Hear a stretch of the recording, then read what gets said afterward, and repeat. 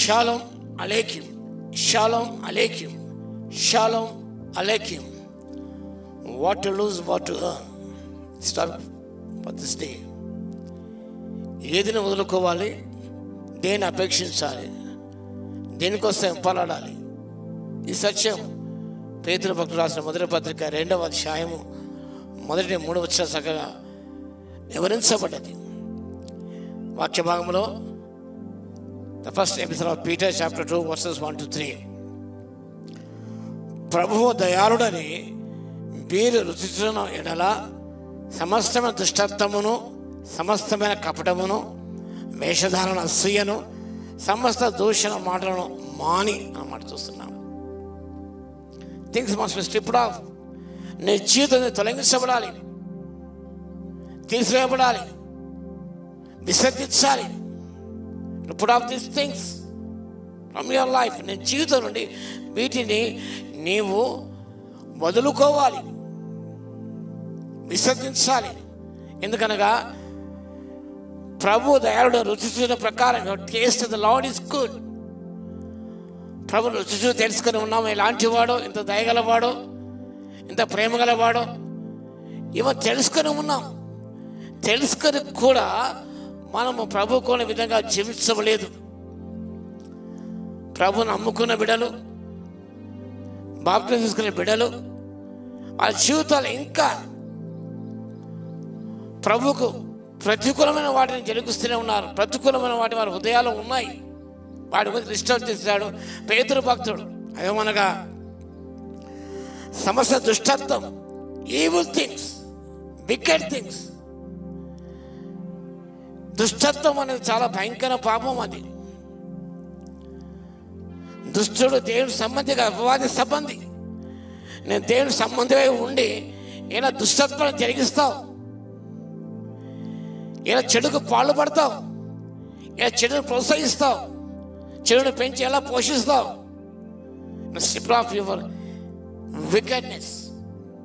దుర్మార్గత, దుర్మార్గం ప్రవేశిస్తారండి. ఆ దుర్మార్గం వదులుకోవాలి. సమస్త కపటము, ఇలా యథార్థత లేదు. యేసు నోట ఏ కపటం లేదని పేతురు భక్తుడు ప్రస్తావించాడు. ఆయన నోట ఏ కపటము లేదు. మన మాటలు కపటపూర్వమైన మాటలు, జీవితం మీద కపటంతో కూడుకున్న జీవితం ఉన్నది.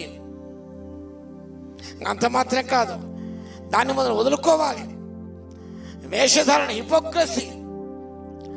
ఈనాడు హిపోక్రసీ అనేది క్రైస్తవ కుటుంబాలు, క్రైస్తవ జీవితాల సంఘంలో విలేతాళం చేస్తున్నది. హిపోక్రసీ అంటే హిపోక్రటిక్ క్రిస్టియన్స్. లోపల ఒకటి, బయట ఒకటి.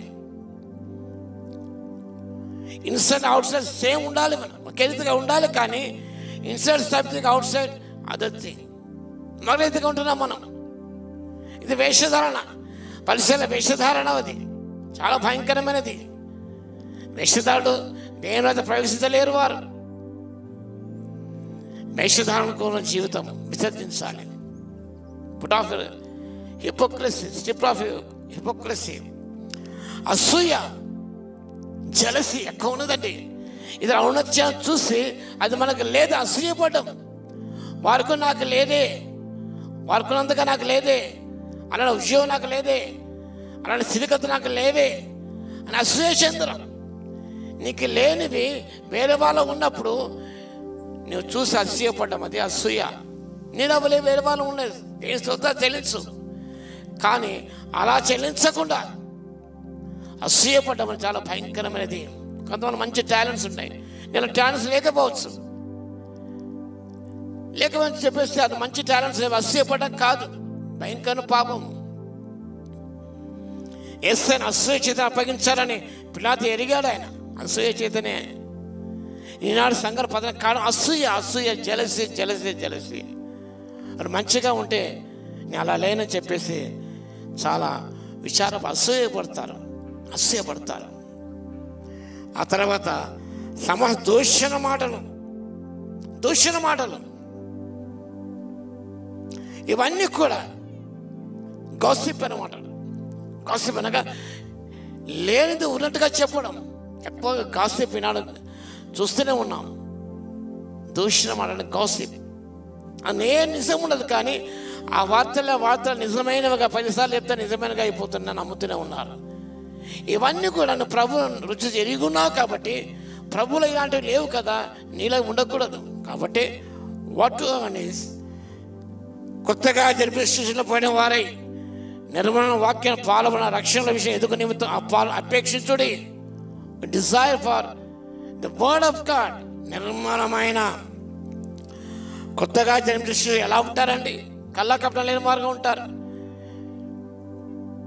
అంటే బోర్న్ అగైన్ బిలీవర్స్ ఎలా ఉండాలి? తిరిగి జన్మించినట్లయితే 10 లక్షణాలు నీలో ఉండకూడదు. నువ్వు కొత్తగా జన్మించిన శిష్యుని పోయిన వారే ఉండాలి. అసలు పగ ఉండదు, ఈర్ష్య ఉండదు, ద్వేషం ఉండదు, భేషం ఉండదు, ఏది ఉండదు. నిష్కపటమైన బిడ్డలు, చిన్న బిడ్డలు, పసిపిల్లలు, కొత్తగా జన్మిన శిష్యుని పోయిన వారు ఆత్మ జన్మించినట్లయితే నీవు నిర్మలమైన వాక్యం పాలవలన రక్షణ విషయం ఎదుగున్న నిమిత్తం ఆ పాలు అపేక్షించుడి. Desire the word of God. ఈ నిర్మలమైన వాక్యం ఇది. శ్రేష్ఠమైన పాలు తాగే స్టేజ్ దాటి మనం బలమైన ఆహారంతో స్టేజ్లోకి వెళ్ళాలి. మనం అదే ప్రభువు కోరుతున్నాడు. హెబ్రీ పత్రిక రచయిత ఇంకా పాలు తాగే స్టేజ్లోనే ఉన్నారు మీరు, ఇంకా శేషదలో ఉన్నారు మీరు. Go on to maturity. సంపూర్ణ సాగిపోదామన్నాడు. రక్షణ అది ఎదుగుట అనేది సంపూర్ణతకు దారితీస్తుంది. కొత్తగా జన్మించాం, రక్షణలో ఎదుగుతూ వెళ్ళాలి, రక్షణ పొందుతూ ఉండాలి. శైశవ దశ నుంచి బేబీ స్టేజ్ నుంచి మెచ్యూర్ స్టేజ్కి నువ్వు వెళ్ళాలి. ఆ మెచ్యూర్ స్టేజ్ అపేక్షించినట్లయితే నేను వాక్యమును బలమైన ఆహారం పుచ్చుకొని నీవు గొప్ప ధన్యత పొందాలని కోరుకుంటూ ప్రభునామములో దీవిస్తూ వాక్య భాగాన్ని ముగిస్తున్నాం. ప్రార్థన చేసుకుందాం. మహాగణుడ మహోన్నత యేసయ్యా మీకు వందనాలు, స్తుతి స్తోత్రాలు నాయన. ఏవి విడిచిపెట్టాలో, ఏవి వదులుకోవాలో తండ్రి మాకు సెలవిచ్చారు తండ్రి. వేటి కోసం మేము అపేక్షించాలో సెలవిచ్చారు తండ్రి. మీకు స్తోత్రాలు నాయన. ఆ రీతిగా తండ్రి మీకు ప్రతికూలమైన వాటిని తండ్రి మేము విసర్జించు తండ్రి. కొత్తగా జన్మశిక్షణ పోయిన వాళ్ళమే ఉండి నిర్మల వాక్యమైన పాలన అపేక్షిస్తూ తండ్రి రక్షణ ఎదిగ కృప దయచేయండి అన్న. మీ వల్ల ఎదిగ కృప దయచేయండి. మీకు స్తోత్రాలు. మీ వల్ల ఉండాలని ఆశిస్తూ, నేను ఆకాంక్షిస్తూ ప్రభానైనా మేము వాక్యం బలపరచబడి మనమే ఆహారం పుచ్చుకుంటూ తండ్రి ముందుకు సాగిపో కృపను ఇవ్వగలందుకు మీకే స్తుతి స్తోత్రాలు చెల్లించుకుంటూ వాక్యం వింటున్న వీక్షణ పట్ల దర్శించి మా తండ్రి నూతన కార్య జరిగించిన స్తోత్రాలు చెల్లిస్తూ యేసయ్య నామమున ప్రార్థించి వేడుకొచ్చున్నాము తండ్రి. ఆమేన్. మా తండ్రి అయిన దేవుని యొక్క ప్రేమయు, మన ప్రభువును రక్షకుడైన యేసుక్రీస్తు యొక్క కృపయు, పరిశుద్ధాత్మ యొక్క అన్యోన్య సహవాసం మనందరికి సదాకాలము తోడే ఉండును గాక. ఆమేన్.